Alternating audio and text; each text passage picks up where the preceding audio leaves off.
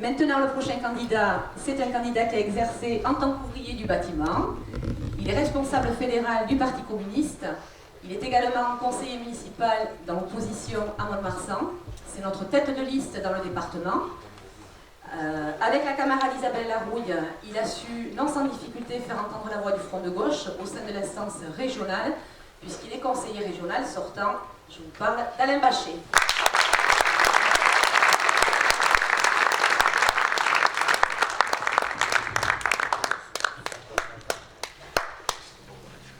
Chers camarades, chers amis, bonsoir. Moi, ce soir, j'ai envie de rêver.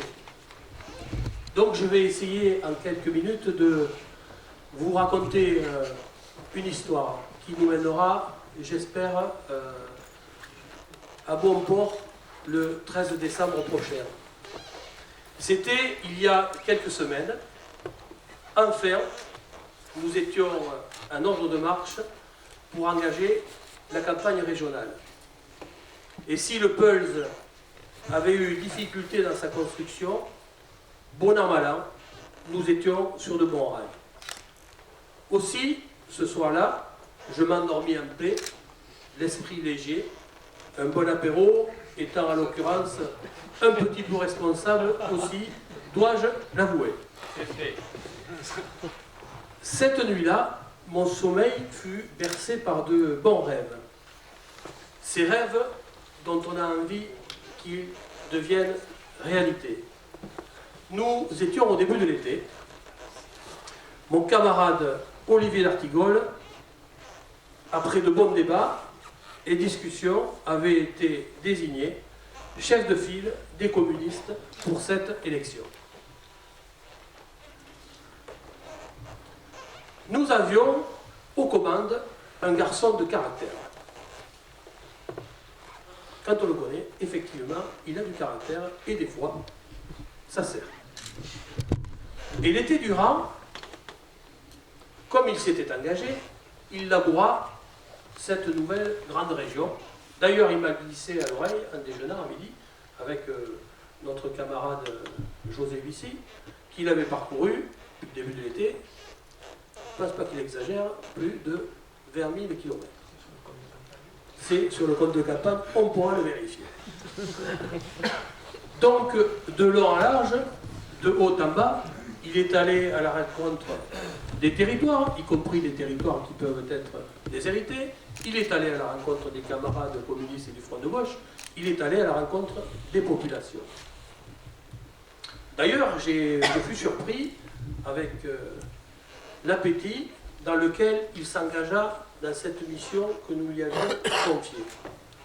Il aurait pu en avoir d'ailleurs à certains moments, parce que les choses étaient compliquées, et ça c'était toujours dans mon rêve, il aurait pu en avoir une indigestion ou quelquefois mal à la tête. Il m'a surpris, il n'en fut rien, même pas un écart de régime avec son frangin lors d'une sortie nocturne à la fête de la Madeleine, un dimanche, par hasard, après une corrida. Oui, chers camarades et chers amis, sa pugnacité, la pugnacité d'Olivier, a fait qu'aujourd'hui, nous le retrouvons tête de liste du Front de gauche sur cette grande région. Et effectivement, c'est que l'homme n'a pas perdu son temps. En plus de rassembler et de réussir à rassembler très largement et au-delà le Front de gauche, il a proposé, il a construit des objectifs. Ces objectifs, nos objectifs communs, il a su en faire. Il en a fait. Il a construit ce commun que nous, communistes, aimons à porter. Il a cimenté, il a donné des fondations à ce rassemblement. Il a, j'ose employer le mot, fait que dans ce rêve, je me suis vu revenir à mes premiers pas de syndicaliste dans l'entreprise dans laquelle j'ai découvert le syndicalisme et la politique. Il a construit ce socialisme à l'état pur qui fonde l'engagement et notre engagement de communistes et notre engagement dans le Front de gauche. Il est aujourd'hui, vous avez pu le constater, entouré dans les Landes, mais aussi sur la grande région, d'une belle équipe de femmes et d'hommes qui partagent ces valeurs communes. Ces valeurs sont nos engagements à nous, listes Front de Gauche. Bien évidemment, nous avons, et chacun a pu le dire, notre combat contre l'austérité.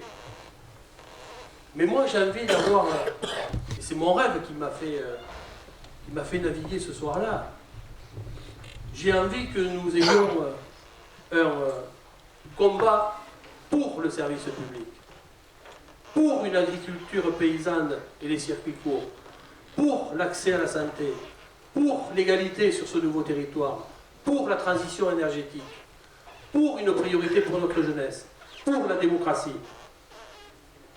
Avec cette liste, ce programme, nous étions, le 13 décembre, élus à la région. Et déjà, nous décidions de la mise en œuvre de nos propositions. Nous étions dans le concret. Le président camarade, Olivier d'Artigol, donnait le là.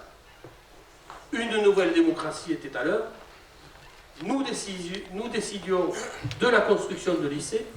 Nous mettions en œuvre des formations répondant aux urgences et besoins du moment. Nous développions le réseau ferré.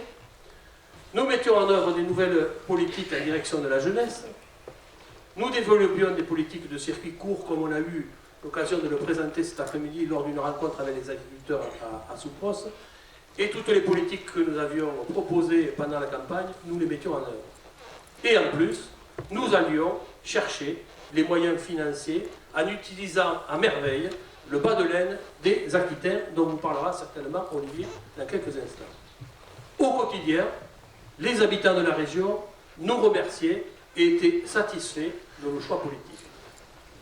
La région, comme nous l'avons dit, comme je le dis depuis de très nombreuses semaines, c'est mon quotidien, était devenu donc réalité. Une réalité, je dois vous l'avouer, belle à vivre. Oui, j'ai rêvé, cette nuit-là, comme l'on rêve d'avoir une France belle, rebelle, fraternelle. J'ai rêvé d'une région belle, rebelle, fraternelle. Malheureusement, Jean-François y a fait allusion il y a quelques minutes, il y a eu le cauchemar du 13 novembre, après celui de janvier. Non, il n'avait pas le droit de s'en prendre à la vie, à la jeunesse, à notre culture, à l'expression du vivant. Le sursaut, pour poursuivre mon rêve, mon utopie, doit se trouver dans notre engagement pour aller jusqu'au premier tour du 6 décembre. Nous avons besoin, chers camarades et chers amis, de réussir à inverser ce que certains avaient écrit depuis de très nombreux mois. Nous sommes dans l'obligation de réussir à rassembler majoritairement les Aquitains, je ne sais plus comment on les appelle, mais peut-être qu'Olivier nous donnera une surprise par rapport à ça, il y a déjà des noms qui circulent. Rassembler les habitants sur cette nouvelle grande région. Nous devons le faire à partir de nos réalités territoriales, des réalités sociales, des réalités politiques. Nous devons le faire dans le contexte actuel, dans la situation actuelle. Nous avons les moyens, nous avons les compétences pour y parvenir. Et si bien sûr le climat aujourd'hui, encore plus qu'hier, est à la morosité, nous avons besoin de rassurer les populations et nous avons besoin de gagner leur soutien. J'ai envie, chers camarades et chers amis, que ce rêve devienne réalité. Pour y parvenir, il nous reste 11 jours avant le 6 décembre. Donc, vous le voyez bien, il n'y a pas de temps à perdre. Que toutes celles et ceux qui ne sont pas encore rentrés en campagne y rentrent immédiatement. D'ailleurs, dans ce contexte, nous ne pouvons compter que sur nous-mêmes, nos forces militantes, nos camarades, nos amis, pour convaincre la population. Alors, ensemble, allons de l'avant en portant l'espoir, l'espérance de notre possible. Ici, dans les Landes, ici, dans cette nouvelle région. Ici, là-bas, ensemble, nombreux, nous sommes plus forts.